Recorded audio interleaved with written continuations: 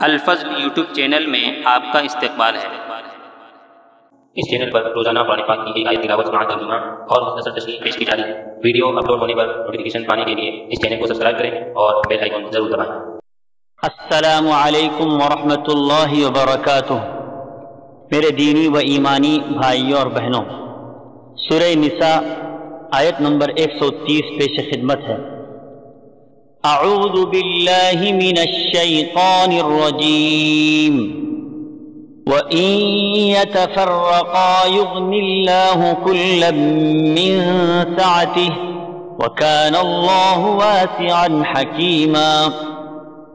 اور اگر میاں بیوی جدا ہو جائیں تو اللہ تعالیٰ اپنی وسعت سے ہر ایک کو بے نیاز کر دے گا۔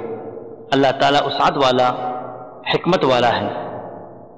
حضرات، میاں اور بیوی کے حقوق اور آپسی تعلقات میں نباہ نہ ہونے کی صورت میں کیا کیا جائے، بالترتیب اس کے احکامات سابقہ آیات سے بیان کیے جا رہے تھے۔ اس آیت میں تیسری شکل یہ بیان کی جا رہی ہے کہ کوشش کے باوجود اگر نباہ کی صورت نہ بنے تو پھر طلاق کے ذریعے سے علیحدگی اختیار کر لی جائے۔ ممکن ہے علیحدگی کے بعد مرد کو مطلوبہ صفات والی بیوی اور عورت کو مطلوبہ صفات والا مرد مل جائے۔ اسلام میں طلاق کو اگرچہ سخت ناپسند کیا گیا ہے۔ ایک حدیث میں ہے ابغض الحلال الی اللہ الطلاق۔